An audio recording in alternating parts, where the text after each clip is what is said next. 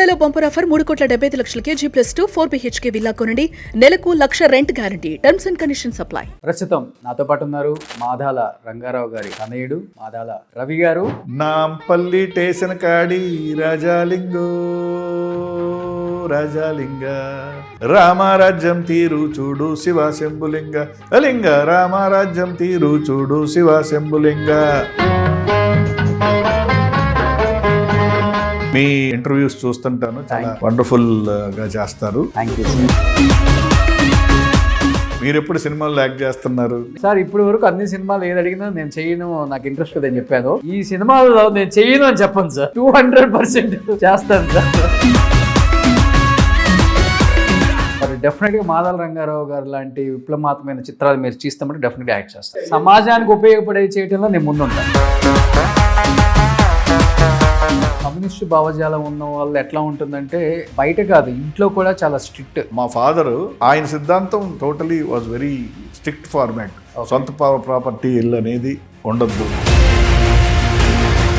ఈ సినిమాల నుంచి వచ్చేవి కూడా ఆయన ఇంటికి రాని. అసలు విప్లవ శంఖం ఆ సినిమాని బ్యాన్ అన్నారు. అందులో ఒక్క డైలాగ్ కూడా నేను తీయను అని ఈయన అన్నాడు. సో అలా ఓ సంవత్సరం రోజుల పాటు యుద్ధాలు జరిగినాయి. లైక్ ఓన్ బ్రదరే మీకు గోపిచంద్? మాకు ఓన్ బ్రదర్స్ అండి. గోపి వాళ్ళ బ్రదర్ ఇంకొక ఆయన ఉండేవాళ్ళు. గోపి వాళ్ళ బ్రదర్ ప్రేమ్చంద్ అసలు బాగా క్లోజ్ ఫ్రెండ్స్. ఈ అమ్మాయి కాపురం అనే సినిమా జరుగుతుంటే సోడా బండి ఏదో రాలా, నేను వెళ్తాను అని కారెక్కి దానికోసం వెళ్తూ ఆ డ్రైవర్ స్లోగా వెళ్తున్నాడని నువ్వు ఇట్రా అన్నాడు. ఇతను డ్రైవింగ్ సీట్ లో కూర్చున్న 1 minute కి లారీ వచ్చి కొట్టి.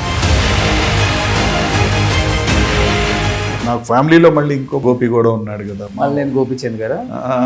ఈయన కూడా మీ బ్రదరే? మై మదర్స్ ఓన్ సిస్టర్స్ అని, మా పిన్ని కొడుకే కదా. ఒక తమ్ముడేమో స్టార్ హీరో, ఒక తమ్ముడేమో స్టార్ డైరెక్టర్.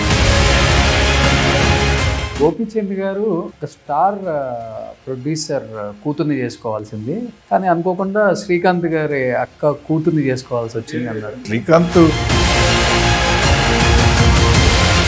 ఈ మా ఎలక్షన్స్ అంటే ఒక స్టేట్ ఎలక్షన్స్ లాగా జరుగుతుంది. ఎందుకు సార్ ఎప్పుడు గొడవ గందరగోళం ఏంటి? ప్రకాష్ రాజ్ గారు మంచు విష్ణు వర్సెస్ అంటే అసలు ఏంటి, అసలు యుద్ధం లాగా ఉంది ఆ వాతావరణం.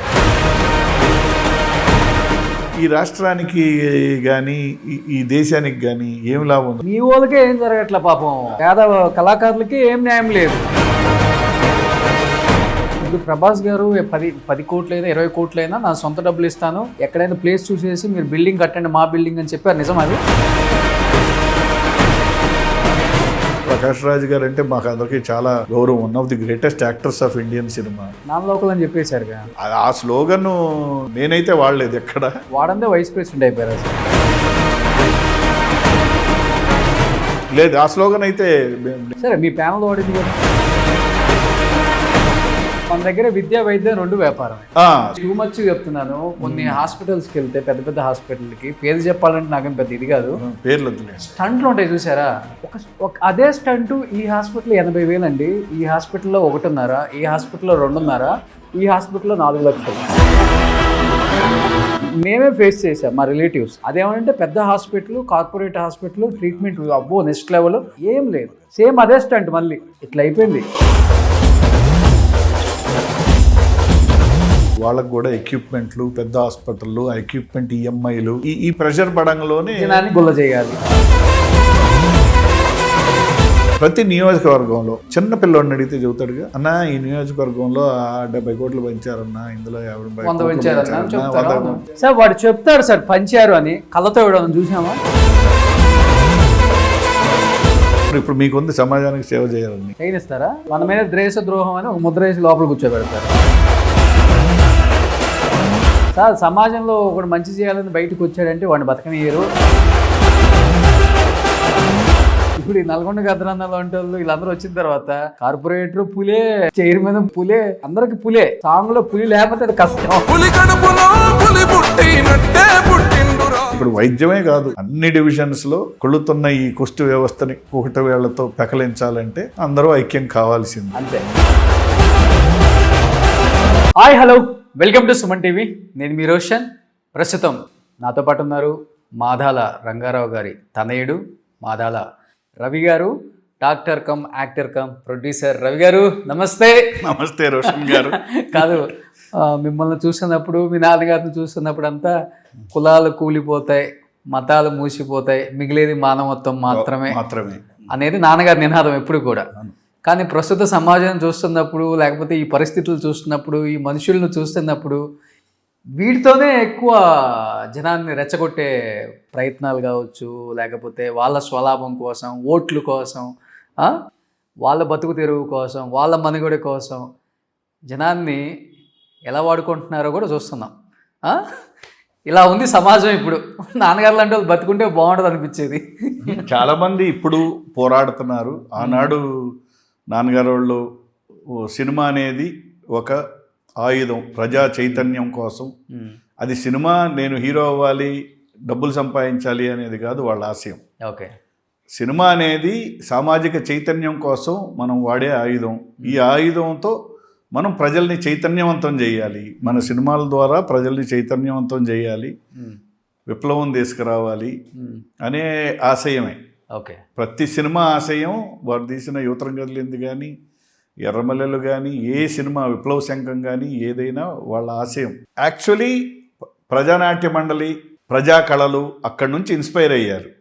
ఏది కళ కోసం కాదు, కళకాసుల కోసం కాదు అంటూ సామాన్య మానవుల జీవితంలో ఉన్న ఇతివృత్తాలనే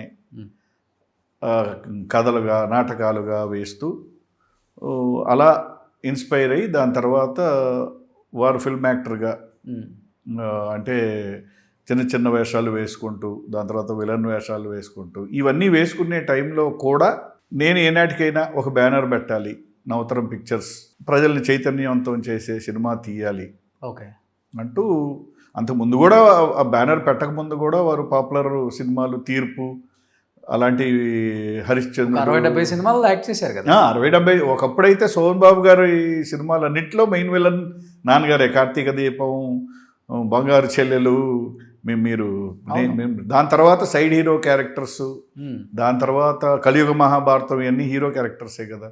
5గురిలో ఒక హీరో, దేవతలారా దీవించండి, గిరిబాబు గారు, మీరు మురళీమోహన్ గారు, వీళ్ళందరూ బెస్ట్ ఫ్రెండ్స్ కదా.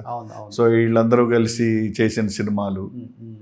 సో ఇలా అనేక సినిమాలు చేస్తూ దెన్ నా సొంత బ్యానరు ఓకే, సామాజిక, అప్పుడు విప్లవ సినిమాలు తీయాలి.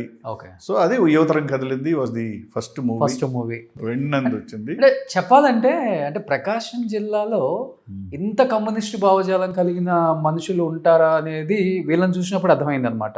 చెప్పాలంటే అప్పుడు కటారి కృష్ణ అని, కటారి కృష్ణ గారు మా సినిమాలన్నిటికీ స్టిల్ ఫోటోగ్రాఫర్ ఆయన. అవునా? ఆయన కటారి కృష్ణ గారు స్టిల్ ఫోటోగ్రాఫరు. మీరందరూ టీ కృష్ణ గారు. అంటే అప్పుడు రౌడీజం ఎక్కువ ఉండేది ఒంగోలు ప్రాంతాలలో. ఓకే, రౌడీజం ఎక్కువ ఉండేది. కటారి కృష్ణ గారి పేరు చెప్తే భయపడతాం. అంటే మీరనే ఓ ఆ కృష్ణ క్రాక్ సినిమా మా తమ్ముడే తీశాడు, గోపి జన్మల్నేని. అవునవును. అలాంటి వ్యక్తులు ఉన్న నేపథ్యంలో ఇలాంటి ఒక భావజాలం పుట్టిందా లేకపోతే అర్థం కాదు మనకి. లేదు, ప్రకాశం జిల్లాలో తక్కువ ఉంటారు. లేదు, ప్రకాశం జిల్లా వాజ్ స్ట్రాంగ్ ఆ రోజుల్లో కూడా. కమ్యూనిస్ట్ ఉద్యమానికి నల్లూరి వెంకటేశ్వర్లు గారు, అన్న నల్లూరి అంజయ్ గారు, వీళ్ళందరూ వెరీ స్ట్రాంగ్ లీడర్స్, ప్రజానాట్య మండలి పెద్ద నాయకులు. అసలు యాక్చువల్గా మా నేపథ్యం చెప్పాలంటే, మా నాన్నగారు వాళ్ళ ఫాదర్స్ అందరూ కాంగ్రెస్ నేపథ్యం. ఎన్జీ రంగా గారి బెస్ట్ ఫ్రెండ్స్ నాన్నగారికి. మా నాన్నగారు, మా తాతలందరూ ఎన్జీ రంగా గారికి బెస్ట్ ఫ్రెండ్స్. ఎన్జీ రంగా గారు ఆ రోజుల్లో ఒంగోలు వస్తే మన ఇంట్లో ఉండేవారు. సో ఆయన పైన ప్రేమతో, స్నేహితుడి పైన ప్రేమతో మా ఫాదర్కి రంగారావు అని పెట్టారు ఆయన పేరు. ఓకే, ఎన్జీ రంగా గారి పేరు రంగారావు అని పెట్టింది. కానీ ఈయన కాలేజీకి వెళ్ళటం, నల్లూరు వెంకటేశ్వర్లు గారితో కలవటం. సో ఈయన టీ కృష్ణ గారు బాగా best friends. So T Krishna గారు అట్ వెరీ ఎర్లీ ఏజే నాన్నగారి దగ్గరికి వచ్చేసారు. ఫస్ట్ నాన్నగారు వచ్చారు కదా ఇండస్ట్రీకి ఫస్ట్ నాన్నగారు. కానీ కాలేజీల నుంచే ఈ నాటకాలు వేయటం నల్లూరు వెంకటేశ్వర్లు గారి ఆధ్వర్యంలో. సో అలా ఇన్స్పైర్ అయ్యి వీళ్ళు కమ్యూనిస్టులు అయిపోయారు. సో కాంగ్రెస్ పార్టీలో నుంచి, పార్టీ అంటూ లేదు, ఎన్జీ రంగా గారి ఫ్రెండ్స్, వాళ్ళు పార్టీగా స్ట్రాంగ్గా ఏం కాదు.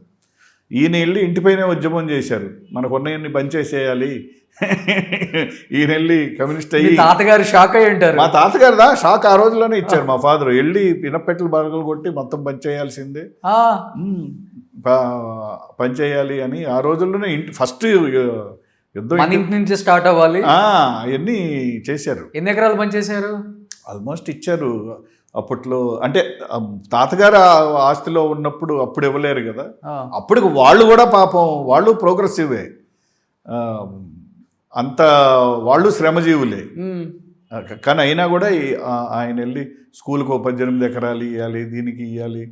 సో మా ఫాదర్ వాస్ ఆ కాలేజీ నుంచి రాంగ్లోనే, ఆ భావజాలం రాంగ్లోనే he was a staunch communist from there. అంటే నాన్నగారికి చేతులు అసలు జోబులో 100 రూపాయలు పెట్టుకోవడం కూడా తెలియదు అసలు ఇప్పుడు లేదు. 100 ఉంటే 100 ఇచ్చేయటమే. 100 ఇవ్వటం కాదు అసలు. ఆయన శర్మ కాలేజీలో చదువుకుంటున్నప్పుడు లవ్ మ్యారేజ్ చేసుకున్నారు. లవ్ మ్యారేజ్ చేయడంలో తాతోళ్ళు ఇంటికి కూడా రావద్దన్నారు. సో అట్నుంచి అంటే ఆంధ్ర యూనివర్సిటీలో చదువుకున్నారు. ఐ థింక్ ఆంధ్ర యూనివర్సిటీలో అప్పుడు నాన్నగారు వెంకయ్య నాయుడు గారు ఎదురెదురు రూమ్మేట్స్. ఇటు కమ్యూనిస్టు భావజాలం ఇటు అటు ఆల్మోస్ట్ వీళ్ళందరూ కలిసి చదువుకున్న బ్యాచే. ఓకే. అటు అటు ఆయన బీజేపీ నాయకుడు, ఆర్ఎస్ఎస్.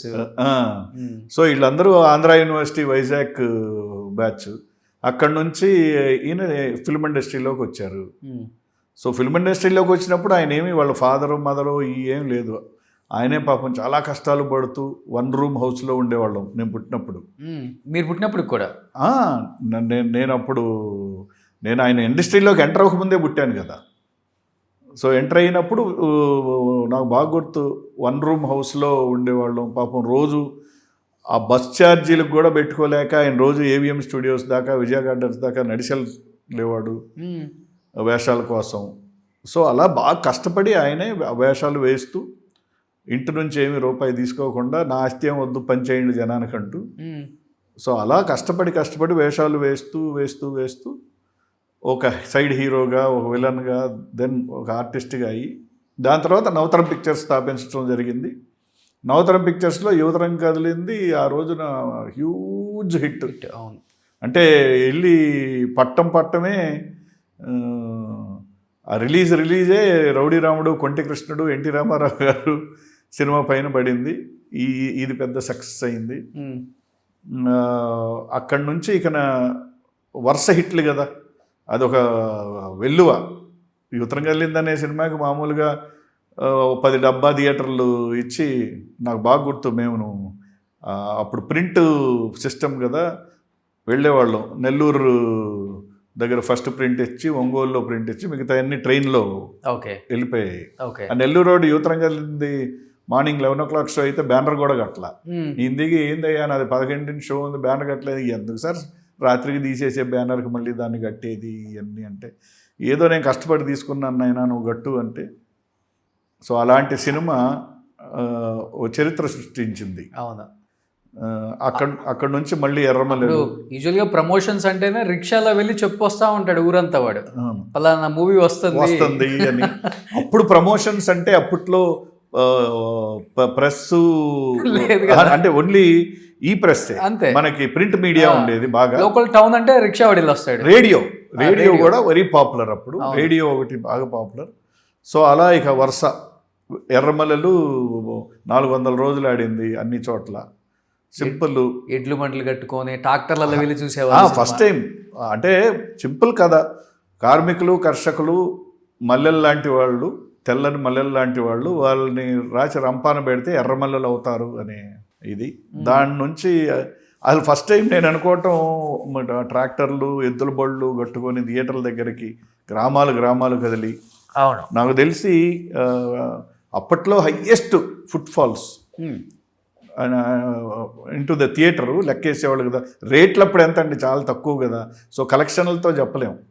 ఫుట్ ఫాల్స్ వైజ్ అప్పుడు వరకు ఈ 2 హయ్యెస్ట్, ఎర్రమల్లెలు, కొండవీటి సింహం. అవును. There were the highest foot falls. అవును. సో అలా అందులోనే నేను కూడా నాకు ఎంట్రీ. గుర్తున్నాయా దాంట్లో సాంగ్స్ ఇప్పటికి? అన్ని సాంగ్స్ అందులో నేను జనరల్గా స్కూల్ నుంచి వచ్చేదో అప్పుడు ప్రొడ్యూసర్ ఇంట్లో డ్యాన్స్ చేస్తారు కదా, ప్రొడ్యూసర్ ఇంట్లో పాటలు ఉండేవి. నేను ఆ పాటకి డ్యాన్స్ చేస్తుంటే నన్నే ఓకే చేశారు. అదే ఆల్మోస్ట్ మార్నింగ్ 8:30కు మొదలుపెట్టి 4:30కు సాంగ్ అయిపోయింది. ఓకే. బట్ యాక్చువల్గా చెప్పాలంటే కమ్యూనిస్ట్ భావజాలం ఉన్న వాళ్ళు ఎట్లా ఉంటుందంటే బయట కాదు, ఇంట్లో కూడా చాలా strict. Under very strict regime. మా ఫాదరు చాలా స్ట్రిక్ట్గా ఉండేవారు. కానీ అలాంటి పెంపకం కష్టం అనిపించలేదు నిజంగా మీకు? చిన్నతనం కావచ్చు, ఎదిగేటప్పుడు కావచ్చు. చిన్నతనం అయినా మా ఇల్లు ఎలా ఉండేది అంటే ఏదో ప్రజా కళాకారులు పుట్టిల్లాగా ఉండేది. అంటే ఆల్మోస్ట్ ఎప్పుడు కళా డిస్కషను, మాకు పండగలు ఏమి అవి ఆయన చేసేవాళ్ళు కాదు. దీపావళి అప్పుడు పటాసులు ఎవరన్నా కలుస్తుంటే పక్కింటి వాళ్ళు కలుస్తుంటే చూసుకోవటమే. మా ఇంట్లో పండగలు అంటే మేడే. సో ఆయన సిద్ధాంతాలు అన్నీ, పైగా నేను I was very good cricket player. Under nineteen తమిళనాడుకి సెలెక్ట్ అయ్యా. ఓకే. అయినా కూడా అది క్యాపిటలిస్టిక్ గేమ్ అంటే తెలియకుండా వెళ్ళి ఆడేవాడిని. వెళ్ళి ఆయనకి తెలియకుండానే వెళ్ళి గేమ్ ఆడేసేసి వచ్చి సైలెంట్గా ఉంటే, ఎక్కడికి వెళ్ళావు అంటే ఏదో పని మీద వెళ్ళానులే అంటేను, ఈడెవడు మరి ఇది పేపర్లో వచ్చిందే రవిచంద్ హిట్సే టన్ అని, ఈడు నువ్వు కదా. ఓకే. మళ్ళీ తిట్లు పడేవి. అదో క్యాపిటలిస్టిక్ గేమ్, దాన్ని వెళ్ళి. సో ఆయన సిద్ధాంతం totally was very strict format. సొంత ప్రాపర్టీ ఇల్లు అనేది ఉండద్దు. ఓకే.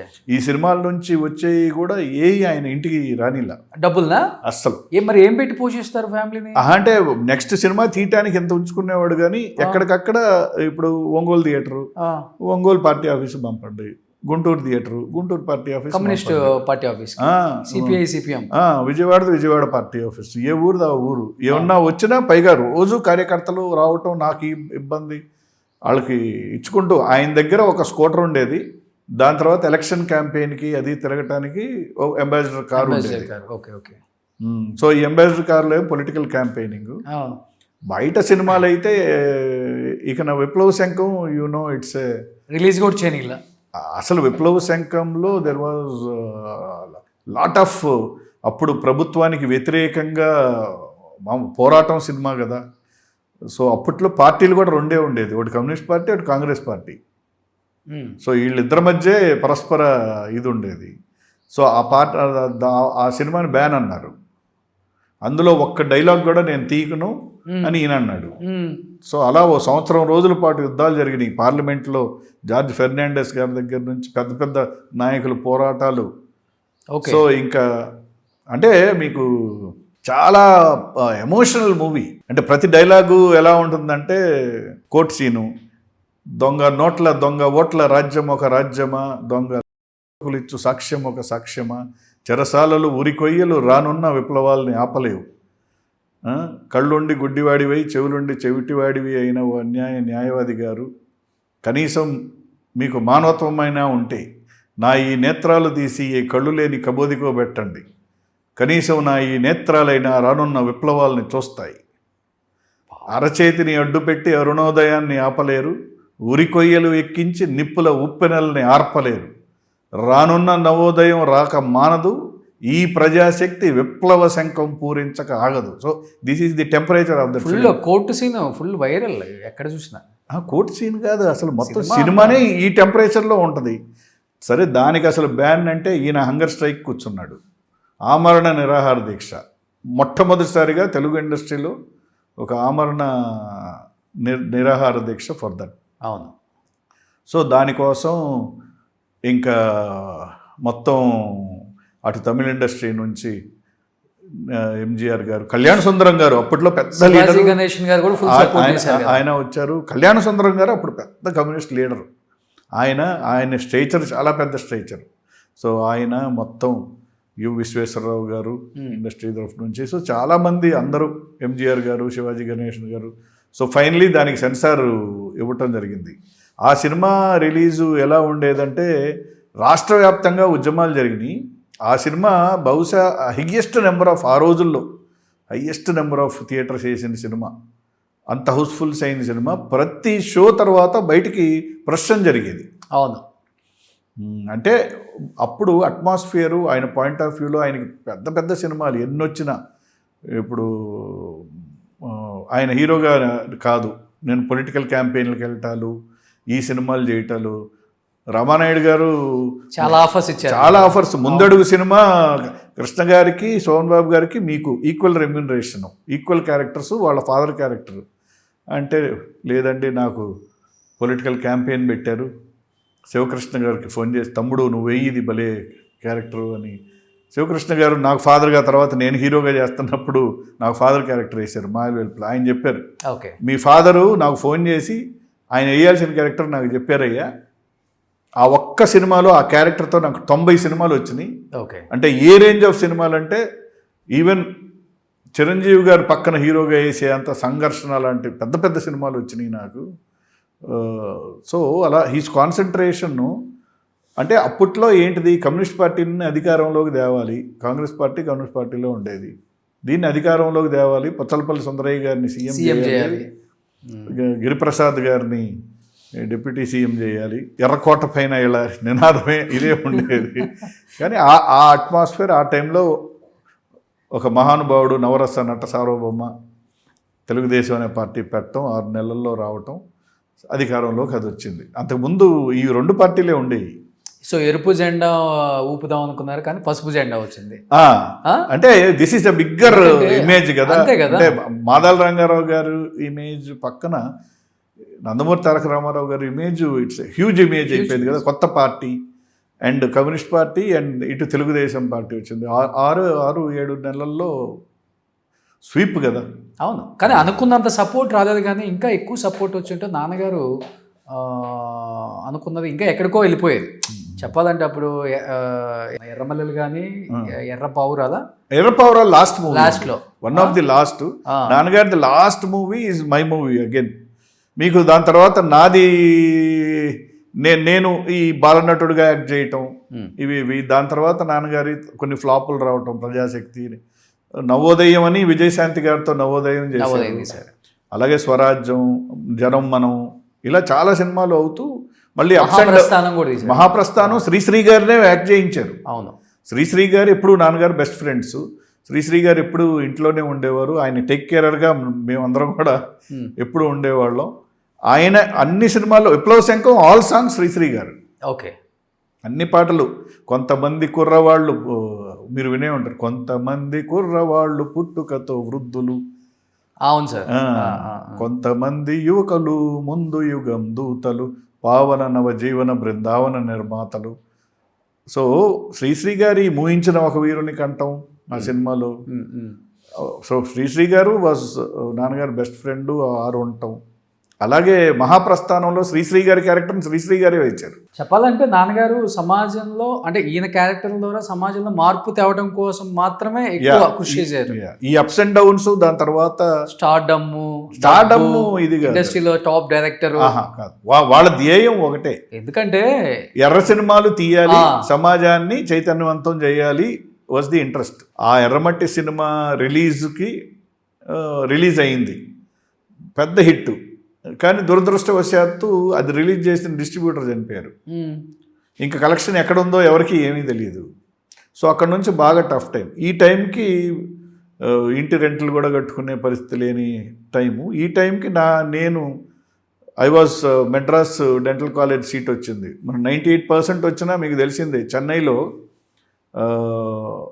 ఫార్వర్డ్ క్యాస్ట్ 98-99 వస్తుంది. అందరూ అయ్యర్లు అయ్యంగార్లు బీభత్సంగా, మనకు 98 వచ్చినా డెంటల్ వచ్చింది. సో ఆ టైంలో సోవియట్ కల్చరల్ సెంటర్లో పుడోక్విన్ ఫిల్మ్ క్లబ్ అని ఉండేది.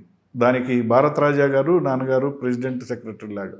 సో ఈ పుడోక్విన్ ఫిల్మ్ క్లబ్ పని ఏంటంటే మంచి మంచి అభ్యుదయ సినిమాల్ని సాటర్డే సండే వేయటం. సో వాళ్ళిద్దరూ అసలు చాలా బిజీ కదా, భారతరాజా గారికి టైం లేదు, నాన్నగారికి. So I use to take care of that. So world సినిమాలో మంచి మంచి సినిమాలు ఏంటి అని సోట్ కలిసి వేయటం, ఈ ప్రాసెస్లో యూత్ క్లబ్లో తిరగటం. అప్పుడు రష్యన్ లాంగ్వేజ్ డైరెక్టర్ నన్ను అడిగాడు, why don't you learn Russian అని. నేను చెప్పాను, బాబు రష్యన్ని నేనేం చేసుకోను అంటే, లేదండి మీరు ఇక్కడ ఫస్ట్ వస్తే we will send to the top most European colleges, top most colleges in Russia అని. ఇక నేసి రుబ్బి రష్యన్ లాంగ్వేజ్లో ఫస్ట్ వచ్చి స్కాలర్షిప్లో రష్యాకి వెళ్ళా. ఓకే. సో వెళ్ళేటప్పుడు నాన్నగారికి ఇష్టమే. స్కాలర్షిప్ వచ్చింది, రష్యాకి వెళ్ళాం. నాన్నగారికి ఏంది పార్టీ తరఫున వెళ్ళాలా, ఎందుకంటే పార్టీ తరఫున హోల్ టైమర్లు పిల్లలు వెళ్తారు, నీకేమి. సో అది కూడా మనకు వద్దు, మనకి ఏదైనా పార్టీకి ఇవ్వాలే కానీ నువ్వు అది కూడా వద్దు. సో ఈ ఛానల్ దొరికింది, వెళ్ళిపోయాను. అంటే నాకు డాక్టర్ అవ్వాలి, మా ఫాదర్ ఏమో యాక్టింగ్ చేయాలని. కానీ ఆయన కూడా సరే ఈ సమస్యల్లో ఇప్పుడు నేను ఇంకెప్పుడు సినిమా తీస్తానో నాకే తెలియదు. So it was all stand స్టిల్కి వచ్చింది కదా. ఎర్రమట్టి లాస్ట్ ఫిలిం నవతరం పిక్చర్స్. మీరు నిజంగా చూస్తే నేను వెళ్ళి మళ్ళీ వచ్చే వరకు ఆయన మళ్ళీ సినిమా తీలా. ఏం చేస్తున్నారు అప్పుడు? I will tell you. So ఈ మధ్యలో ఆయన ఎర్ర సూర్యుడు, ఎర్ర పౌరాలను బయట ఈ 2 చేశారు కానీ మన సొంతది రాలా. అందులో కూడా ఎర్ర పౌరాలు ఒకటి బయట చేసింది అయిపోయింది, రిలీజ్ అవ్వలేదు. ఎర్ర సూర్యుడు అయింది. సో ఈ టైంలో నేను అక్కడికి వెళ్ళి స్కాలర్షిప్లో చదువుకొని మనం పెద్ద డాక్టర్ అవ్వాలి, మదర్కి డాక్టర్ అవ్వటం ఇష్టం. సో మనం వెళ్ళి డాక్టర్ అవ్వాలి అని అక్కడికి వెళ్ళాను. స్టైపెండ్ ఇచ్చేవాళ్ళు, దాంతో చదువుకుంటూ ప్రాసెస్ జరిగితే 91 అక్కడ పెన్ ఓపెన్ వచ్చింది. 91 అక్కడ కమ్యూనిజం పోయింది. 91 కమ్యూనిజం పోయి బాబు ఈ దేశం మొత్తం 160 కంట్రీస్కి ఇట్ట దానాలు ధర్మాలు ఇట్ట స్కాలర్షిప్లు ఇచ్చే బ్యాంక్రప్ట్ అయింది దేశం. సో ఎవరి దేశాలకు వాళ్ళు పోండి, లేకపోతే $5,000 కట్టి సంవత్సరానికి చదువుకోండి అంటే అప్పుడు ఇండియా ఫోన్ చేస్తే ఏంటి పరిస్థితులు బ్యాడ్, చాలా బ్యాడ్ పొజిషన్లో. $100 కూడా ఇచ్చే పరిస్థితి కాదు. సో అప్పుడు ఏం చేయాలి? వెనక్కి వెళ్తే ఏమో తమ్ముడు చెప్పాడు, నేను నీ దగ్గరకు వద్దామని ట్రై చేస్తున్నాను, నువ్వు ఇట్లాంటివి పెట్టుకోబాకు అంటే అప్పుడు ఏం చేయాలని 3 రోజులు అర్థం కాల.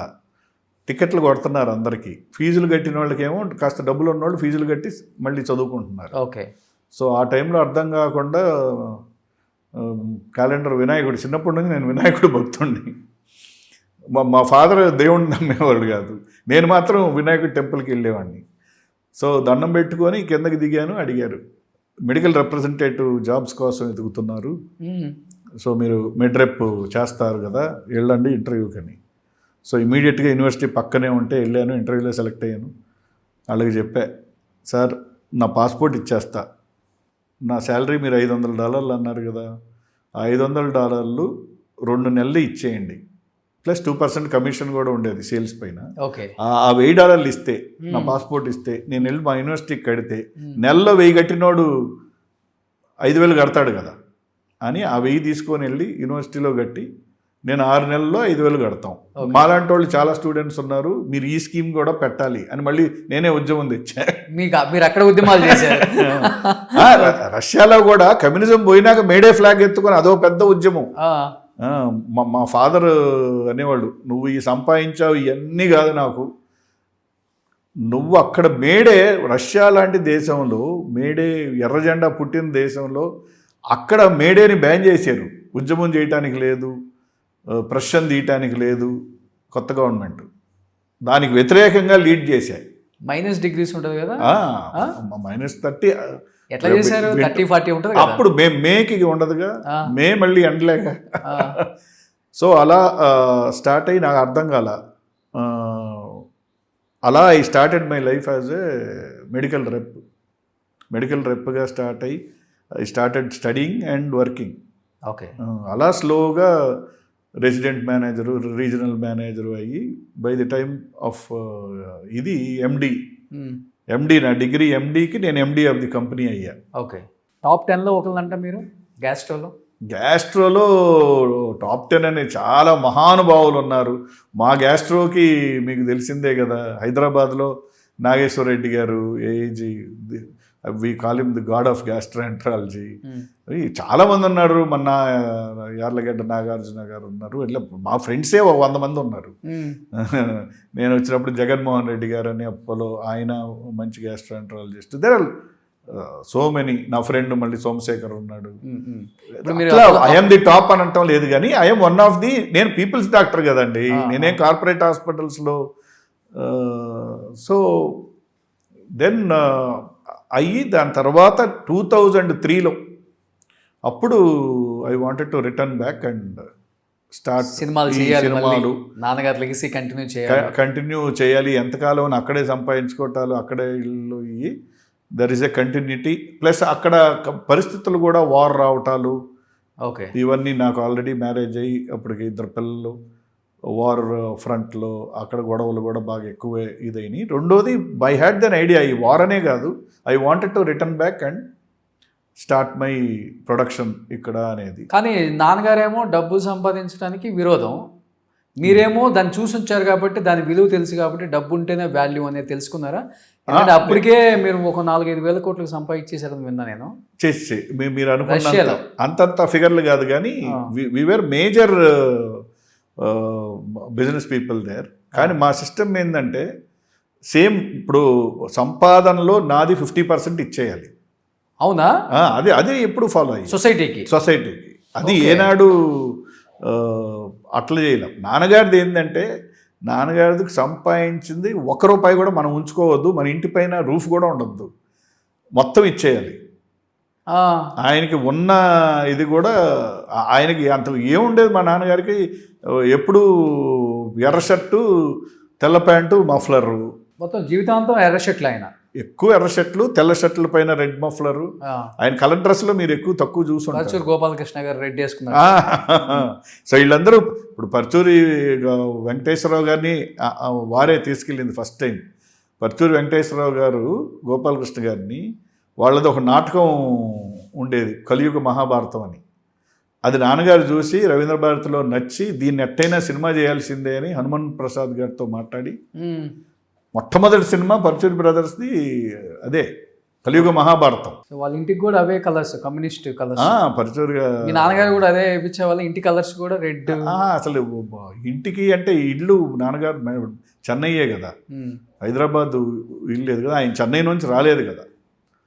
వారు చెన్నై నుంచి హార్ట్ అటాక్ ఇది వచ్చి ఇక్కడ జాయిన్ అయ్యారు. బాగా ఇదైనప్పుడు నేను వెళ్ళి ఇక్కడ తెచ్చేసుకొని అక్కడ నుంచి లాస్ట్ 5 years ఆఫ్ హిస్ ఈ suffered lot multi organ failure, lot of health issues వచ్చినాయి. ఆయన అసలు పట్టించుకోకుండా హంగర్ స్ట్రైకులు, అటు స్ట్రైకులు, అలా హెల్త్ పాడు చేసుకున్నారు బాగా. అదే నిరాహార దీక్షల వల్ల మొత్తం నిరాహార దీక్షలు. ఓ పక్క డయాబెటీస్ని పట్టించుకునే లేదు.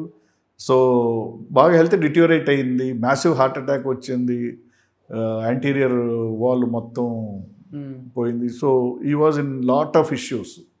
సో ఆ last 5 years he was with me only. కానీ ఇప్పుడు యాజ్ ఏ డాక్టర్గా చాలా హ్యాపీగా ఉన్నారు. డాక్టర్గా ఇప్పుడు కూడా నాన్నను చూసి సినిమాలలో యాక్ట్ చేయాలనేది అది మీ మీద మీ ఇంపాక్ట్ పడిందా లేకపోతే? లేదు, యాక్చువల్లీ నేను చిన్నప్పటి నుంచి స్కూల్లో ఎప్పుడు ఫస్ట్ వచ్చేవాడిని. మా స్కూల్ కేసరియర్ సెకండరీ స్కూల్ మైలాపూర్. ఇవాళ ఇండస్ట్రీలో ఉన్న సగం హీరోలు ఆడ నుంచి వచ్చిన మొత్తం బ్యాచ్. మీ బ్యాచ్ లో 100 మంది ఉంటారా? మా బ్యాచ్ ఈ యంగ్ బ్యాచ్ ఎవరంటే ఫస్ట్ మాకు సీనియర్ సాయి కుమార్ గారు, నెక్స్ట్ రవిశంకర్, అయ్యప్ప ఉన్నాడు కదా, అయ్యప్ప నేను క్లాస్మేట్. మళ్ళీ ఇటు రవిబాబు, చలపతిరావు గారు అబ్బాయి, ఇటు రఘుబాబు వాళ్ళ బ్రదర్ బోసుబాబు, ఇట్లా చాలా మంది అందరూ మేము ఆ స్కూల్ నుంచే. మా school first super speciality doctor నేను. సో అందరూ కళాకారుల కుటుంబాలు, యాక్టర్ల కుటుంబాలు అందరూ అక్కడే. అప్పుడు 2 కేసరి హైయర్ సెకండరీలు ఉండేవి. టీ నగర్లో కేసరి హైయర్ సెకండరీ, అందులో చాలా మంది ఫిల్మ్ మొత్తం పర్సనాలిటీస్. ఇది ఇంకా పెద్దది, ఇటు ఎక్కువ మంది ఉండేవాళ్ళు. అందులో నుంచి స్టడీస్కి రకరకాలుగా వేరు ప్రొఫెషన్స్కి వెళ్ళాము. మళ్ళీ అందరు తిరిగి ఇక్కడికే వచ్చారు. అదే సినిమా ఇండస్ట్రీలో ఉన్న బ్యూటీ, సో మ్యాజిక్. అవును.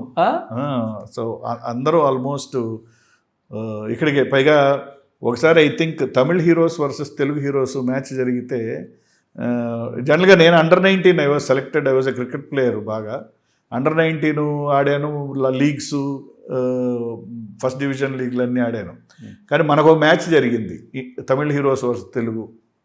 అందులో ఆ మ్యాచ్ చూసేవాళ్ళు ఫోన్లు చేశారు, రే మీ టీంలో తెలుగు హీరోస్ టీంలో 12 మందిలో 6 మంది కేసరి హైయర్ సెకండరీ స్కూల్ నుంచి. ఓపెనింగ్ బౌలర్ ఇటు నుంచి రవిబాబు కేసరి హైయర్ సెకండరీ, ఇటు రవిశంకర్, ఓపెనింగ్ బౌలర్స్ ఇద్దరు. ఓపెనింగ్ బ్యాట్స్మెన్స్ నేను, Ayyappa from kesari higher secondary, Sai అన్న స్పిన్నరు ఫ్రమ్ కేసరి. సో ఇట్లా పైనుంచి కింద దాకా టీం కూడా ఒక స్కూల్ నుంచే ఫామ్ అయింది. విష్ణు నేను కూడా బాగా ఫ్రెండ్స్ అయింది క్రికెట్ నుంచే. మేము శ్రీకాంత్ గారు కానీ. విష్ణు క్రికెట్ బాగా ఆడతారా? ఓపెనింగ్ బౌలర్ కదా. ఓకే. తను పేస్ వేస్తుంటే I was the batsmen to face. పదా నువ్వు బ్యాట్ కట్టుకో, నువ్వే ఆడగలవు పా నేను ఆడేవాడు. సో ఒక విధంగా మేము అప్పట్లో వి యూస్ టు ప్లే క్రికెట్ 4 టీంలుగా వేసుకొని, చిరంజీవి గారి టీం, నాగార్జున గారి టీం, వెంకటేష్ గారి టీము, బాలకృష్ణ గారి టీము, ఇలా 4 టీములుగా వేసి అదే కదా ఇన్కమ్ సోర్సే అసలు మాకి. అప్పట్లో చారిటీ కోసం ఆడేవాళ్ళం. అంటే ఈ వచ్చిన నిధుల్ని మనం దీన్ని కార్మికుల కోసం లేదు ఇంకో మంచి పని కోసం కొంత మా కోసం ఉంచుకోవటం, ఇలా చాలా బాగుండేది అప్పుడు. సో అప్పుడే మేమందరం బాగా, శ్రీకాంత్ గారు వాజ్ ద లీడ్. ఫస్ట్ నుంచి ఆయనే అన్నిటికీ మాకు ఆద్యుడు శ్రీకాంత్ గారు. అంటే ఈ క్రికెట్ ఇవన్నీ ఏంటంటే టీంలు వేసింది, తీసుకుంది, ఎవ్రీథింగ్ అప్పుడు ఆర్గనైజ్ చేసి. చెప్పాలంటే ఫస్ట్ అందరు హీరోస్ కూడా చాలా యాక్టివ్గా ఉండేవాళ్ళు. తర్వాత అంత మాకు చాలా ఫ్రెండ్లీ. ఎప్పుడైతే స్టార్ హీరోలుగా ఎదిగినాగా తగ్గించుకున్నారు. అట్లా కాదండి, అదేమైందంటే అది మొత్తం మా ఒక యూనిట్గా అందరూ హీరోలు కలిసి ఆడటం చాలా బాగుండేది. దాని తర్వాత అది ఏమైందంటే స్లోగా అది ఎప్పుడైతే మాకే ఆడకుండా అది ప్రైవేటైజ్ అయింది యూనిట్. అది ఏదో ఒక ఆర్గనైజేషన్గా డబ్బులు తీసుకొని ఆడటం అనే ఒక ఆర్గనైజేషన్గా ఫామ్ అయ్యి అక్కడ నుంచి అది ప్రైవేట్ ఆర్గనైజేషన్ అయిపోయింది. అందుకని ఇంకా సో ఆ బ్యూటీ లేదు, రావట్లే. అంటే ఇది చారిటీ, దాని బ్యూటీ దానిది. వాళ్ళు డబ్బులు పేమెంట్స్ తీసుకొని వేషాలు వేసినట్టే దీనికి కూడా పేమెంట్స్ తీసుకొని ఆడుతున్నారు. ఇప్పుడు అంటే నేను అనేది ఏంటంటే ఇది కూడా గ్లోబలైజేషన్ ఈ అంటారు కదా, ప్రైవేటైజేషన్లో చివరికి మా క్రికెట్ కూడా ప్రైవేటైజ్ అయిపోయింది. అంటే కార్మికుల కోసం లేదు, ఒక మంచి కోసం ఆడేది కూడా అలా అయింది. కానీ అప్పటికి కూడా చాలా ఏది మంచి కాజ్ కోసం ఆడే మ్యాచ్లు ఆడుతున్నారు. తర్వాత కాలంలో నాన్నగారి తర్వాత ఆ లెగసీ అంటే మీరు యాజ్ ఎ సన్గా కంటిన్యూ చేస్తున్నారు. ఓకే, ప్రకాశం జిల్లా నుంచి చెప్పాలంటే టీ కృష్ణ గారు కావచ్చు, నటులు చాలా మంది వచ్చారు. ఇప్పుడు టీ కృష్ణ గారు నాన్నగారు టైం కాదు, నాన్నగారితోనే ఫ్రెండ్. అంటే మీకు తెలియంది ఏంటంటే టీ కృష్ణ గారు నాన్నగారు ప్రతి సినిమాలో యాక్టర్గా ఉండేవారు. అసలు ఎర్రమల్లెల సినిమాతో నాతో పాటు టీ కృష్ణ గారు కూడా ఇంట్రడ్యూస్డ్. అసలు ఎర్రమల్లెల కోసం టీ కృష్ణ గారు గెడ్డం పెంచింది ఆ క్యారెక్టర్ కోసం. ఆయనకి స్వతహాగా గెడ్డం లేదు, ఆయన గెడ్డం లేకుండా దేవానందలాగా ఉండేవాడు. అప్పుడు గెడ్డం పెంచాడు క్యారెక్టర్కి గెడ్డం పెంచిన తర్వాత పెద్ద క్యారెక్టర్ అందులో పాలేరు క్యారెక్టర్ భలే ఉంది గెడ్డం అనేసరికి గెడ్డం ఉంచుతున్నారు. దాని తర్వాత నెక్స్ట్ సినిమా విప్లవ శంఖంలో ఆయన షేక్ జాకబ్ శాస్త్రి ఆయన క్యారెక్టర్. ఆయన నిరుద్యోగిగా వెళ్తుంటాడు, వెళ్ళి మీరు ఏ మతం మీరు రాయండి అంటే మాది నన్ను ఇక్కడికి హిందువులు పెంచారండి, 7 నుంచి 7కి నన్ను క్రిస్టియన్లు చదివించారండి, ఇక్కడ నుంచి ఇక్కడికి నన్ను ముస్లిమ్స్ చదివించారు, నాది ఏ మతం అని చెప్పమంటారు. భలే క్యారెక్టర్ అది. ఆయన ఇంపాక్టే పడింది సినిమాలు. నెక్స్ట్ డైరెక్ట్ సో కంటిన్యూస్గా వీళ్ళిద్దరూ కలిసే ఉండేవాళ్ళు, ఓన్ బ్రదర్స్ లాగా. ఇప్పుడు ఫర్ ఎగ్జాంపుల్ పేర్లు కూడా ఇవన్నీ మా నాన్నగారు పెట్టినవి. నేను రవిచంద్, గోపీచంద్, శ్రీకృష్ణ గారి పిల్లలకి నాన్నగారు పెట్టిన పేర్లే కదా. మేము అందరం కలిసే ఉండేవాళ్ళం ఆల్మోస్ట్. సో లైక్ ఓన్ బ్రదరే మీకు? మాకు ఓన్ బ్రదర్స్. గోపి వాజ్, నేను రష్యాకి మా బ్రదర్ని తీసుకెళ్ళేటప్పుడు గోపిని కూడా తీసుకెళ్ళిపోయా కదా. Okay, Gopi did his engineering there only. మీ దగ్గరే? అక్కడే మేము కలిసి ఒక ఫ్యామిలీ లాగానే ఉండేవాళ్ళం. Okay. After that he came back and హీరోగా తొలివలపు ఇదైంది. Okay okay. సో గోపి వాళ్ళ బ్రదర్ ఇంకొక ఆయన ఉండేవాళ్ళు. గోపి వాళ్ళ బ్రదర్ ప్రేమ్చంద్ అసలు బాగా క్లోజ్ ఫ్రెండ్స్. ప్రేమ్చంద్కి ఏమైందంటే ప్రేమ్ పెద్ద డైరెక్టర్ అయ్యి ఉండేవాడు ఇప్పుడు ఉండుంటే. సో తనేం చేశాడంటే ఈ అమ్మాయి కాపురం అనే సినిమా జరుగుతుంటే ఈ సినిమాలో హీ వాజ్ అసిస్టెంట్ డైరెక్టర్ ముత్యాల సుబ్బయ్య గారికి, కో డైరెక్టరు. సో ఈ సోడా బండి ఏదో రాలా, అది టంగుటూరు పక్క నుంచి రావాలి, నేను వెళ్తాను అని కారు ఎక్కి దానికోసం వెళ్తూ ఆ డ్రైవర్ స్లోగా వెళ్తున్నాడని నువ్వు ఇట్రా అన్నాడు. ఇతను డ్రైవింగ్ సీట్లో కూర్చున్న 1 minute లారీ వచ్చి కొట్టింది. That was a very spot dead. Spot dead షూటింగ్లోనే. అదే ఈ ప్రొసీజర్ కోసం వెళ్తూ ఓకే కారులో వెళ్తూ షార్ట్ డెడ్. అది మాకు పెద్ద చాలా మంచోడు అబ్బాయి, అంటే వెరీ ఫ్రెండ్లీ. ఏజ్ ఎప్పుడు? ఏజెంట్ అండి హీ మస్ట్ బి 19-20 అంతే చిన్నప్పుడు. ఓకే అప్పుడు గోపి నా దగ్గరే ఉన్నాడు ఇంకా. ఓకే ఈ వాజ్ దేర్. ఇక్కడ మా తరంలో అప్పుడు ఫస్ట్ ప్రేమ్చంద్ ఎంటర్ అయ్యాడు. ప్రేమ్ డైరెక్టర్ అయిపోతే మేమందరం వచ్చేస్తాం ప్రేమ్ దగ్గరికి అని మేము కామెడీ చేసేవాళ్ళం. Okay okay. సో ప్రేమ్ మేము చదువుకొని వచ్చేలాగా నువ్వు పెద్ద డైరెక్టర్ అవుతావు, నువ్వు మా అందరికి ఇస్తావు అంటే నవ్వుకునేవాళ్ళం. మేమందరం నీ దగ్గరికి వేషాలకు వస్తాము అని. అంటే ఎక్స్పెక్ట్ చేశారా గోపీచంద్ గారు హీరో అవుతారు? అంటే సో బేసిక్గా మాకు సాయంత్రం అయితే ఏముండేదంటే ఆఫీస్ నుంచి అంతా పని చేసుకొని ఈ ఇంట్లోనే మొదలైంది. ఫస్ట్ అసలు గోపి నేను బిజినెస్ అన్నాడు. సో సాయంత్రం అయితే ఇంటికి రాంగలోనే ఏదో మాకు అప్పుడు ఈ శాటిలైట్ వచ్చేసినాయి కదా, ఇక తెలుగు ఛానల్స్ అన్నీ స్టార్ట్ అయిపోయినాయి. సో ఇక రోజు ఒక సీన్ యాక్ట్ చేయటము, మనం వెళ్ళాల్సిందే ఇండియాకి, మనం వెళ్ళి మళ్ళీ వీ హ్యావ్ టు కంటిన్యూ అని మెంటలీ ప్రిపేర్ అయిపోయి. నాకేంటంటే it was not easy for me to come immediately. Gopi కంటే చదువుకొని వెంటనే వచ్చాడు. గోపి వచ్చి నాకు ఫస్ట్ సినిమా తీసింది కూడా తొలివలుపు ఇవన్నీ మా అంకుల్ వాళ్ళే. మా అంకుల్ మాదాల తిరుపతిరావు, హనుమంతరావు గారు వీళ్ళందరే తీసింది గోపితో కూడా. మా అందరూ కామన్ మామయ్యలు కదా, అందరికీ వీఆర్ ఫ్యామిలీ లాగా ఉండేవాళ్ళు కదా మాకు. ఆ పీపుల్ కూడా కామన్. ఎంత చిన్న మీకన్నా గోపి గారు?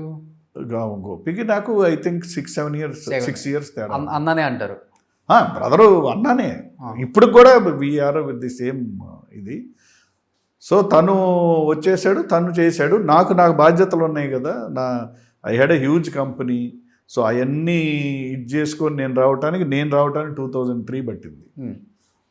అప్పటికి I think almost he entered first. Okay. కానీ వర్షంలో విలన్ చేయాలనేది ఎవరి సజెషన్ అప్పుడు? అంటే వర్షం కాదండి, ఏమైందంటే తొలివలుపు తర్వాత ఐ థింక్ తేజ గారు ఆ జయం అనే film that was his master blow కదా. అంటే పెద్ద హిట్, రికగ్నైజ్డ్. ఇది cinema was a huge hit and తనకు మంచి పేరు వచ్చింది. He was recognised totally. ఇంకక్కడి నుంచి హిస్ జర్నీ. ఎందుకంటే వర్షం వన్ ఆఫ్ ద రీజన్ అంటే ప్రభాస్ అతను ఒకే బైక్ మీద ఆఫీసులకు కూడా తిరిగే వాళ్ళ ఆడిషన్స్కి వీళ్ళ ఫాదర్స్ నేమ్స్ చెప్పకుండా అని చెప్పేసి విన్నా నేను.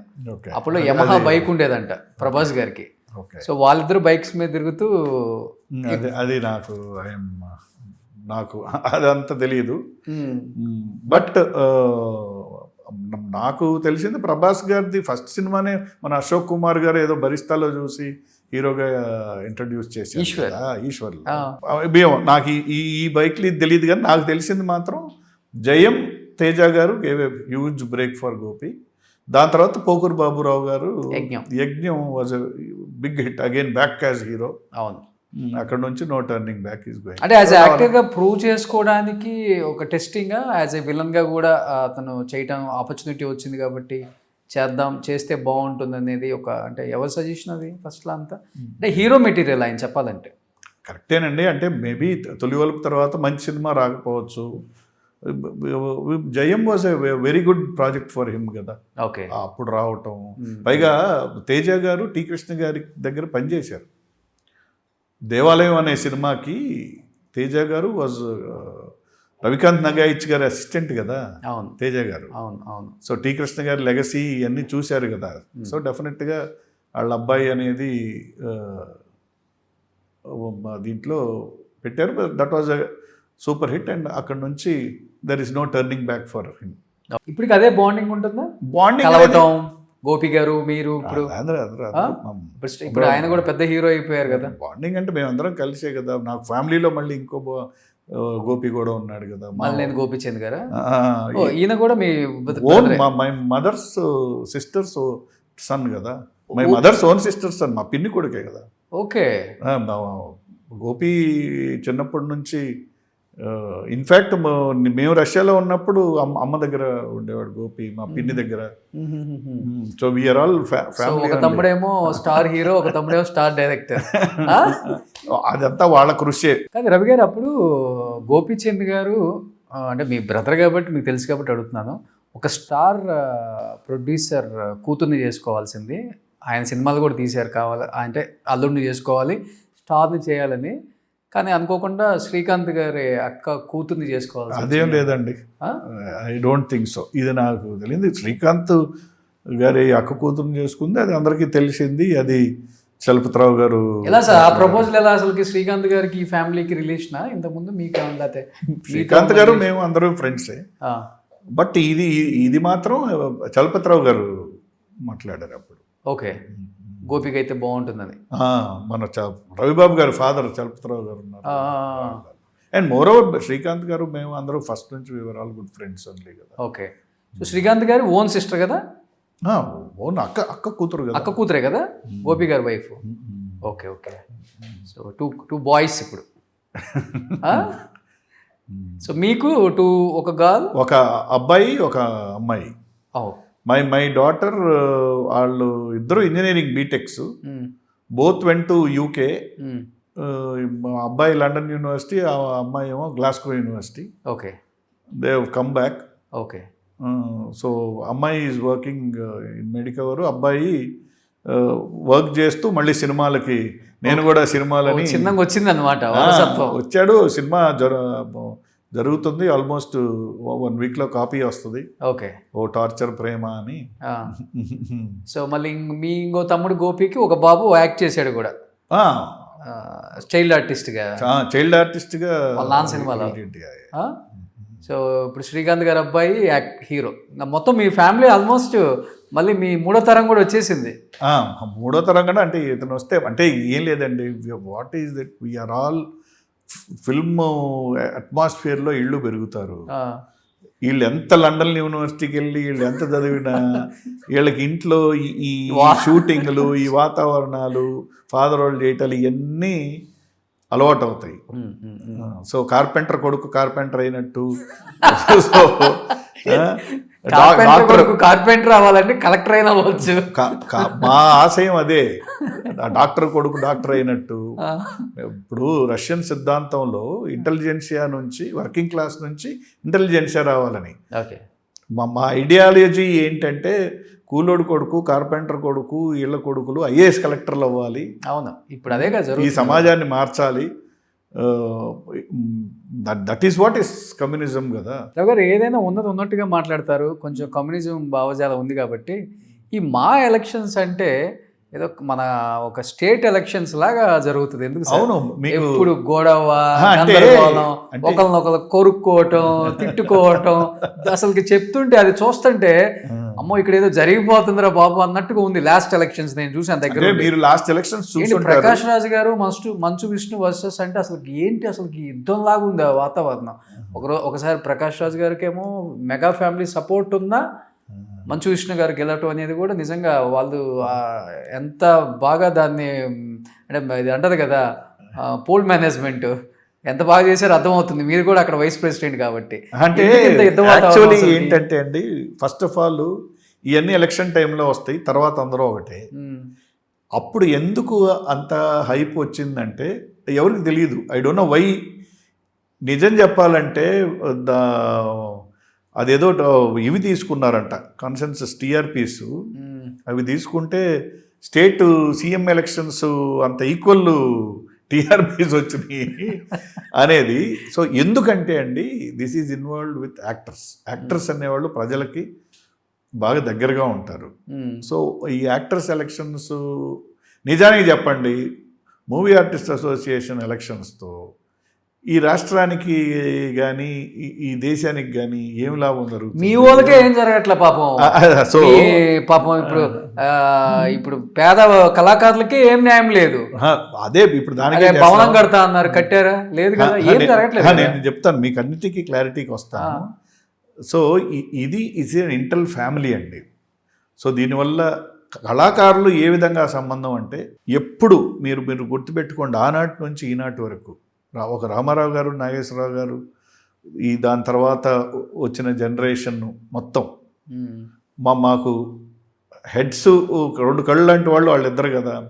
సో ఎప్పుడు ఏ ప్రజలకి ఏ సమస్య వచ్చినా కళాకారులు స్పందించారు, హెల్ప్ చేయటం జరిగింది. సో ప్రజలతో ఎప్పుడు మమేకమై ఉన్న కళాకారులు ఉంటారు.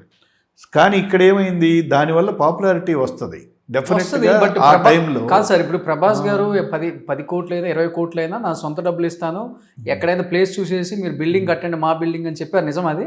ఇది తెలియదండి నాకు.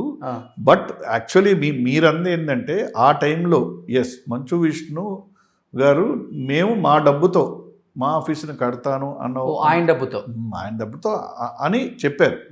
అది వాస్తవం, దాన్ని nobody will deny. So election టైంలో కాదు, తర్వాత అయినా ఇప్పుడైనా చెప్తాడు ఆయన అనేది, నేను నా డబ్బుతో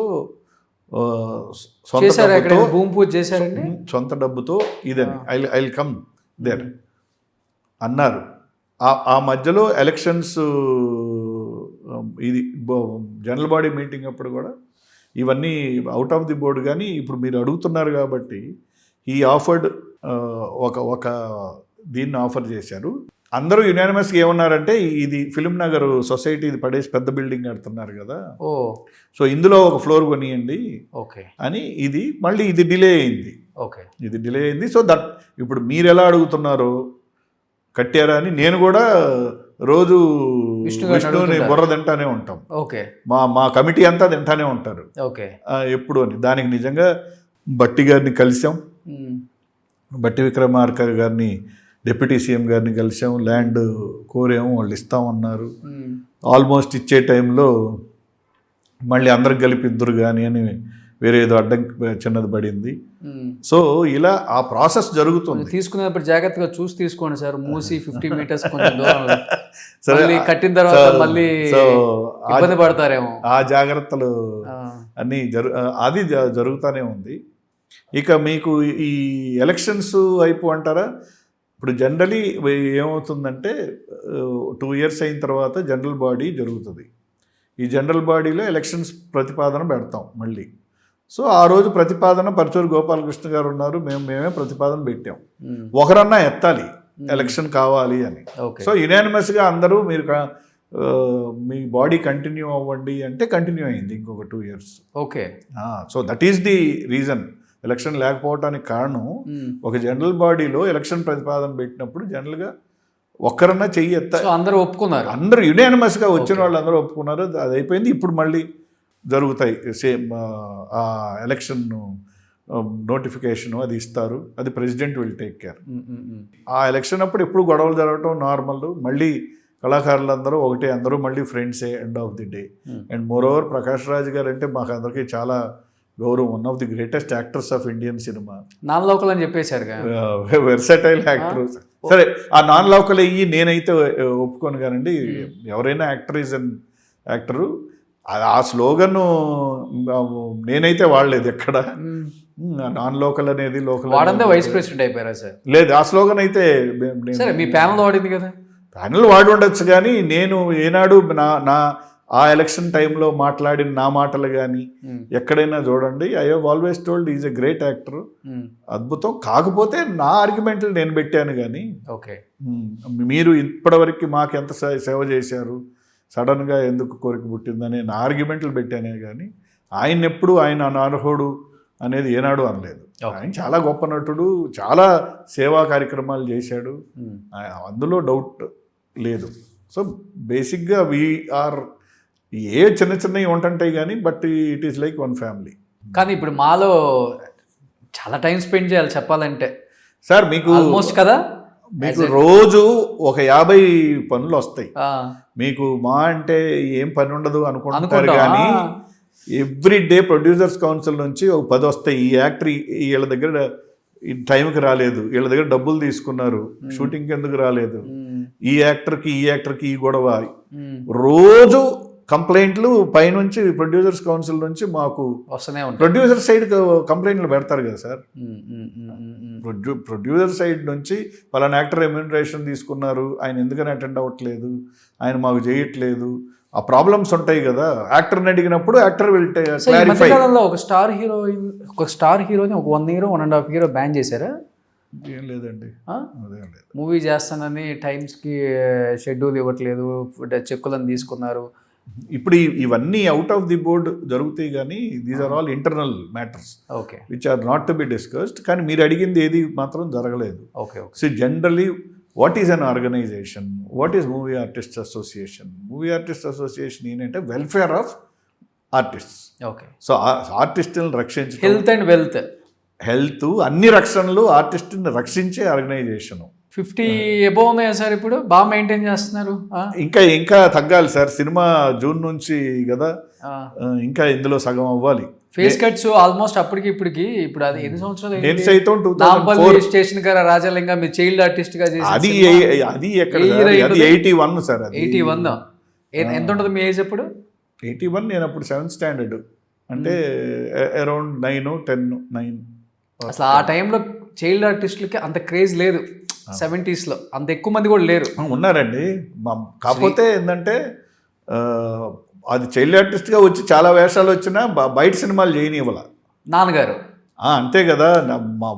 మా ఫాదర్ సినిమాలే చేశాను, తర్వాత స్వరాజ్యం ఇవన్నీ చేశాను. కానీ బయట కూడా వస్తే అప్పుడు చదువు వాజ్ ఇంపార్టెంట్ కదా. మా మదర్ స్ట్రిక్ట్గా చదవాలి అని. సో ఎప్పుడు ప్లస్ చదువుపైనే కాదు, నాకు స్కూల్లో మస్ట్గా ఫస్ట్ సెకండ్ అసెంబ్లీలో ఇస్తారు, థర్డ్. ఆడ మధ్యలో ఫస్ట్ అని పిలవకుండా సెకండ్ అన్నా కూడా కళ్ళెమ్మడి గారే. ఫస్ట్ ర్యాంకు అనౌన్స్మెంట్ రాలేదు, సెకండ్ ర్యాంక్ అనే టైంకే రోలింగ్ స్టార్ట్ అయ్యేది. ఫస్ట్ టైం కదా స్క్రీన్ అంటే కెమెరా ఫేస్ చేయటం ఆ సినిమా. కానీ 1 డేలో ఫినిష్ చేశారు. 1 డే మార్నింగ్ స్టార్ట్ అయింది. నేనేదో మాకు బాగా మేకప్ వేస్తారని ఓ మంచి వైట్ షర్టు ఓ లాగు వేసుకొని వెళ్ళా. నాకు ఎక్కడ మేకప్ అన్నారు, చేస్తాం రా అని ఇటు పిలిచి ధవళ సత్యం గారు, టీ కృష్ణ గారు వీళ్ళందరూ ఆ రోడ్డు మీద ఉన్న చెత్త అంతా తెచ్చిపోయండి అన్నారు. వాళ్ళు ఇంత చెత్త తెచ్చి పూసారు. అదిగో ఆ ఎద్దుల బండి ఉంది, ఆ ఎద్దుల బండి దగ్గర గానుక్కి ఏదో ఇది ఉంది కదా, అది తెచ్చి ట్రాయండి అన్నారు. వేసుకున్న చొక్కాని చించిపడేయండి అన్నారు, లాగు చించిపడేయండి అన్నారు.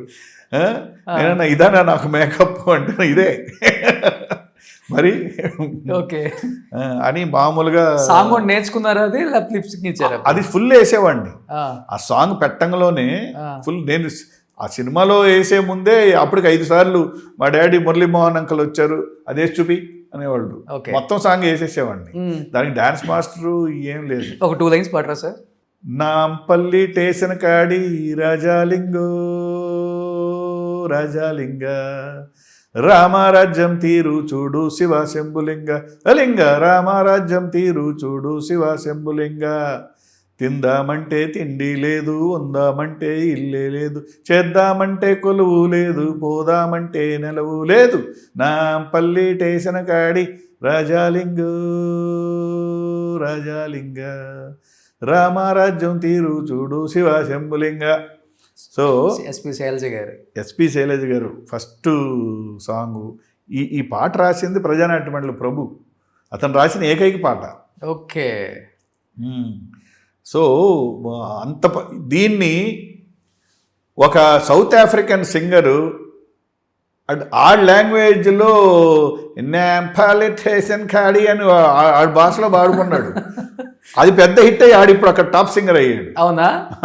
ఓ సూపర్. సో ఇప్పుడు next ambition as actor and producer అంతే. ఇంకా డెఫినెట్లీ టు డూ మా ఫాదర్ బ్యానర్లో మంచి సినిమాలు తీసి ఆయన పేరు నిలబెట్టాలి. సూపర్. ఆయన పేరు నిలబెట్టేది కాదు, అంటే ఆయన పేరు ఈజ్ ఎ లెజెండ్.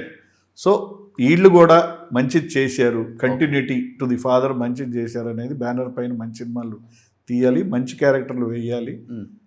నెక్స్ట్ జనరేషన్కి కూడా హిస్టరీలో ఒక చిన్న పేజ్ అన్నా 4 లైన్లన్నా తెచ్చుకోవాలి. శ్రీమంతుడా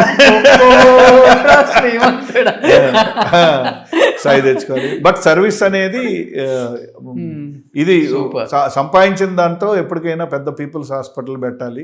గ్రేట్ సార్. అది ఎవరికి దగ్గర రూపాయి తీసుకోకుండా, అంటే మన దగ్గర అన్ని వ్యాపారాలు దాన్ని ఒక పీపుల్స్ హాస్పిటల్ పెట్టి రూపాయి తీసుకోకుండా చేయాలంటే దాన్ని మెయింటైన్ చేయడానికి చాలా సోర్స్ ఉండాలి నాకు.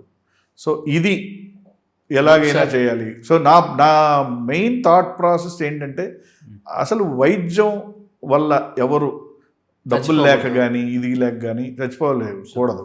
వాట్ ఐ ఫీల్ ఈజ్, ఏ రోజైతే ఒక్క వ్యక్తి కూడా హెల్త్ పరంగా ఇబ్బంది పరంగా ఉంటారో ఆ రోజు నిజమైన స్వాతంత్రం వచ్చిన రోజు అని ఫీలింగ్. హెల్త్ అనేది, ఇప్పుడు నేను రష్యాలో ఉన్నాను, ఎంపీ కానీ కూలోడు కొడుకు కానీ లేదు కార్మికుడు కొడుకు కానీ ఒకే ట్రీట్మెంట్ 5 స్టార్ హోటల్ లాగా ఉండేవి హాస్పిటల్స్. ఓకే, అందరికి ఒకే ట్రీట్మెంట్ జరిగేది, డబ్బులు తీసుకోలేదు. ఇది కమ్యూనిజం పోయినాక కూడా వాళ్ళు కంటిన్యూ చేశారు. Okay okay okay. సో మన ఇండియాలో కూడా హెల్త్ అనేది ఫ్రీగా జరగాలి. ప్రతి సిటిజన్కి హెల్త్ ఈజ్ ఏ కమోడిటీ లాగా. సో మన దగ్గర విద్య వైద్యం రెండు వ్యాపారమే. సో విద్య అనేది వ్యాపారమైంది, వైద్యం అనేది వ్యాపారమైంది. ఈ వైద్యం అనే దాన్ని మాత్రం వ్యాపారంగా ఉన్న కామన్ మ్యాన్కి మాత్రం, అంటే కామన్ మ్యాన్కి యాక్సెస్ ఉండాలి. ఓ పెద్ద హాస్పిటల్ 5 స్టార్ హాస్పిటల్ ఉందనుకోండి, దానికి కామన్ మ్యాన్ కూడా గవర్నమెంట్ తరఫు నుంచి ఇదిగో నా కార్డు ఉంది, నాకు ఉచితంగా. సో ప్రైవేట్ హాస్పిటల్స్ సంపాదించుకుంది చాలు, ఏదో ఒకటి చేయండి సమాజానికి డైరెక్ట్ గా లేదు చెయ్యండి, నేను చెయ్యండి. అదేమనంటే గవర్నమెంట్ సపోర్ట్ ఉంది మాకు, గవర్నమెంట్ సపోర్ట్ ఉంది మాకు, వాటాలో వాళ్ళకు కొంత మాకు కొంత. నేననేది ఇప్పుడు నేను I'm very very inspired by, కావాల్సింది ఇంతే, ఇంత కాదు. నేననేది వైఎస్ రాజశేఖర రెడ్డి గారు నిజంగా అండి టూ మచ్ చెప్తున్నాను. కొన్ని హాస్పిటల్స్కి వెళ్తే పెద్ద పెద్ద హాస్పిటల్కి పేరు చెప్పాలంటే నాకేం పెద్ద ఇది కాదు, పేర్లు స్టంట్లు ఉంటాయి చూసారా. అదే స్టంట్ ఈ హాస్పిటల్ 80,000 అండి, ఈ హాస్పిటల్లో 1.5, ఈ హాస్పిటల్లో 2.5, ఈ హాస్పిటల్లో 4 లక్షలు. మేమే ఫేస్ చేసాం మా రిలేటివ్స్కి. నేనే అదేమంటే పెద్ద హాస్పిటల్, కార్పొరేట్ హాస్పిటల్ ట్రీట్మెంట్ అబ్బో నెక్స్ట్ లెవెల్, డాక్టర్స్ వామ్మ వాయ్యేలాగా ఉంటారు. ఏం లేదు, సేమ్ అదే స్టంట్ మళ్ళీ ఇట్లా అయిపోయింది. ఇప్పుడు ఎలా అవుతుందంటే అండి, వాళ్ళకు కూడా ఎక్విప్మెంట్లు, పెద్ద హాస్పిటళ్ళు, ఆ ఎక్విప్మెంట్ ఈఎంఐలు, ఈ ప్రెషర్ పడంలోనే జనాన్ని గుల్ల చేయాలి. సో దీనికి ఒక సిస్టమ్ అనేది ఫామ్ అయితే, ఇప్పుడు మీరు అలా చూస్తే గొల్ల దేంట్లో లేదండి, మీరు చెప్పండి.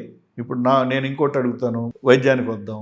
ప్రతి నియోజకవర్గంలో చిన్న పిల్లోడిని అడిగితే చెబుతాడుగా, అన్న ఈ నియోజకవర్గంలో 70 కోట్లు పెంచారన్నా, ఇందులో 50 పెంచారన్నా చెప్తారా. అసలు ఇప్పుడు ఎవడో ఒకడు నిజంగా సమాజానికి వాడు చెప్తాడు సార్ పంచారు అని, కళ్ళతో ఇవ్వడం చూసామా. నేననే వాడు చెప్పుకుంటాడు నేను ఇంత పెట్టాను గొప్ప కోసం. అంటే ఎవరికి పెట్టాడు వాడు? నేననేది నిజంగా ఏ రోజైతే ఒక ఎమ్మెల్యేనో ఎంపీనో రూపాయి పంచకుండా గెలుస్తాడో అది నిజమైన ఇది కదా. కానీ రోజు రోజుకి పెరుగుతున్నాయి. మరి ఎక్కడ కంట్రోల్ అయినాయి? 70 పెట్టేదంటాడు, సంవత్సరంలో 70కి 140 తెస్తాను. ఇప్పుడు నిజంగా ప్రజలకి సేవ చేయాలనుకునేవాడు వాడు అసలు పాలిటిక్స్కి వాళ్ళ వచ్చి నిలబడగలడా? లేదు. ఇప్పుడు ఫర్ ఎగ్జాంపుల్ నన్ను తీసుకోండి, నేను అసలు పాలిటిక్స్కో నేను కమ్యూనిస్ట్ పార్టీలో ఉన్నాను, నేను యాక్టివ్ లీడర్గా ఉన్నాను, అన్ని ఉద్యమాల్లో ఉన్నాను. కానీ ఒక ఎలక్షన్లో నిలబడాలి అంటే నేను పంచను, గెలవగలదా? రూపాయి పంచడం నా సిద్ధాంతానికి వ్యతిరేకం. పంచకుండా ఎలా గెలవాలి? పంచకుండా ప్రజల దగ్గరికి ఎట్లా వెళ్ళి నువ్వు ఎలా సేవ చేస్తావు? 100 ఎడ్యుకేటెడ్స్ వస్తున్నారు, మరి వాళ్ళు ఎట్లా అవుతారు? ఇప్పుడు మీకుంది సమాజానికి సేవ చేయాలని చేయనిస్తారా? అంటే మీరు దేశ ద్రోహం అని ఒక ముద్ర వేసి లోపల కూర్చోబెడతారు. అట్ట కాదండి. మీరు సార్ సమాజంలో ఒకటి మంచి చేయాలని బయటకు వచ్చాడంటే వాడిని బతకనియరు, వాడిని విద్యుత్ దీతి లోపల కూర్చోబెట్టే రకమే. లోపల ఇన్ ద సెన్స్ ఇంట్లో ఇంకా ఎట్లయిపోయింది సార్ మీరు అంటున్నారు. అదే నేను అనేది, మీరు అనేది ఒక్క ఇందులోనే కాదు, అన్ని వ్యవస్థలో ఉన్నాయి. సో ఈ అన్నిటికీ మనకున్న ఏకైక ఆయుధం ఏంటి? ఓటు. అన్నిటికీ ఉన్న ఏకైక ఆయుధం ఓటు. అంతే. ఆ ఓటు అది కూడా అలవాటు అయిపోయింది కదా జనానికి, అమ్ముకోవటం. సో మనకున్న ఏకైక ఆయుధం ఇప్పుడు ఏంటంటే చైతన్యం. సో ప్రజా కళాకారులుగా, మీరు అభ్యుదయవాదులుగా, మన ప్రపంచంలో ఉన్న అందరూ వారి వారి మాటలతో, ప్రొఫెషనల్లో కానీ పాటల ద్వారా, ఆటల ద్వారా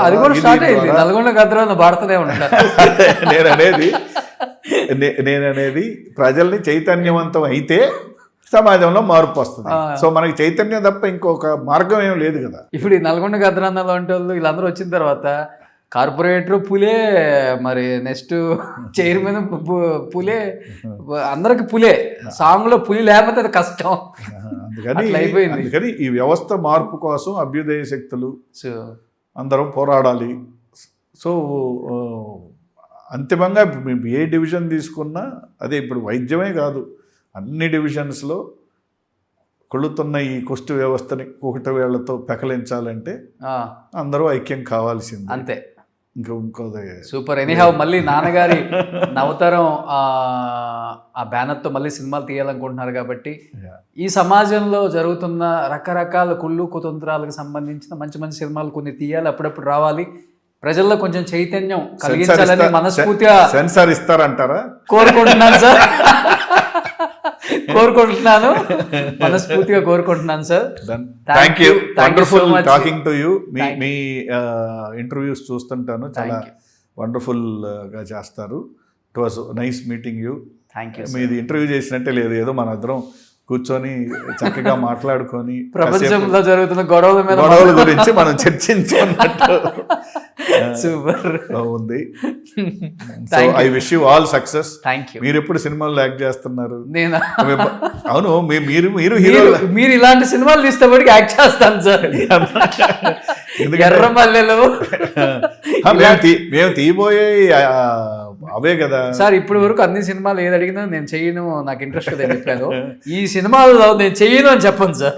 200% చేస్తాను సార్. ఎందుకంటే మీరు హీరోలానే ఉన్నారు. అయ్యో, నేను అనుకున్నా ఈ పాటికి ఎందుకు రోషన్ గారు యాక్ట్ చేయలేదు ఈ సినిమాల్లో అని.